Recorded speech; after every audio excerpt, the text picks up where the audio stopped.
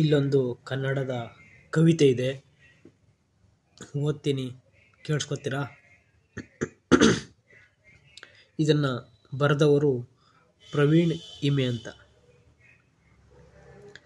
ಮಡಿವಂತ ಮುಖವೊಂದು ದೇವರಾಗಿ ಬಳಿ ಬಂದು ತಲೆ ಬಾಚುವಾಗ, ಅರ್ಧನಗ್ನ ಸ್ನಾನ ಮಾಡಿಸುವಾಗ, ಬಕೀಟು ನೀರು ಬಡಿದಾಗ, ತಾಕೀತು ಮಾಡಿ ಕಣ್ಣು ಜೋರು ಬಿಟ್ಟಾಗ, ಎವೆ ಇಕ್ಕದೆ ಕಿರುಗಣ್ಣ ಪಿಳಿಪಿಳಿ ಹೊರಳಿಸಿ ಅವಳನ್ನು ನೋಡುವಾಗ ನನಗೇನು ಗೊತ್ತಿತ್ತು ಸುಕ್ಕುಗಟ್ಟುತ್ತಾಳೆ ಅಮ್ಮ.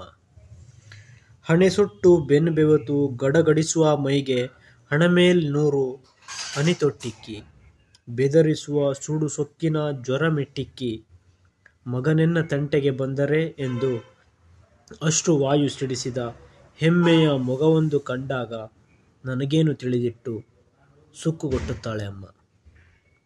ತಡರಾತ್ರಿ ಮನೆ ತಲುಪಿ ಸುಳ್ಳೊಂದು ಹೊಲುಬಿ ಕಳ್ಳನಾನೆಂದು ಅವಳಿಗೂ ತಿಳಿದು, ಊಟ ಬಿಟ್ಟಾನೆಂದು ಔಡುಗಚ್ಚಿ ಸಾರು ಬಡಿಸಿ ತಿಂದು ತೇಗಿ ಬಾಯೊರೆಸಿ ಹಿಂತಿರುಗಿ ನೋಡಲೊಮ್ಮೆ, ಕಾಲ್ಚಾಚಿ ತಾ ಕುಳಿತು ಉಳಿದದ್ದ ನುಂಗಿ ಸುಳ್ಳು ಸುಳ್ಳೆ ನಗುವಾಗ ನನಗೇನು ತಿಳಿದಿತ್ತು ಸುಕ್ಕುಗಟ್ಟುತ್ತಾಳೆ ಅಮ್ಮ.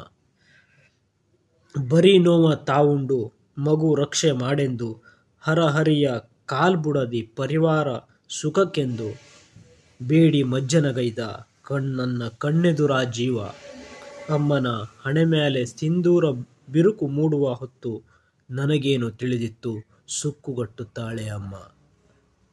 ನಿಸ್ತೇಜ ಕಣ್ಣವಳ ಹನಿನೀರು ಉಳಿದಿಲ್ಲ, ಕರುಳು ಕೊಯ್ದ ಮೂರ್ತ ರೂಪವು ಅಮ್ಮ. ಬರಡೆನ್ನ ಮೈಯೊಳಗೆ ಮಳೆ ಹೊಯ್ದ ಅಮ್ಮ. ವಿಧಿಯೆಲ್ಲ ಸುಳ್ಳು ಅಮ್ಮನಿಲ್ಲದೆ ವಿಧಿಯಿಲ್ಲ, ತಡವಾಗಿ ತಿಳಿದದ್ದು ಅವಳೆನ್ನ ನಿಜದೈವ. ದೇವರೇ ವಯಸ್ಸೆನ್ನ ಹಂಚಿಬಿಡು, ತಡೆಯಲಾರೆ ನರಹರಿಯೇ. ನೋಡ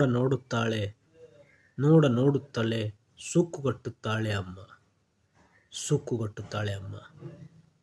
ಅಮ್ಮನ ಕುರಿತಾದ ಈ ಒಂದು ಆಪ್ತವಾದ ಬರಹ.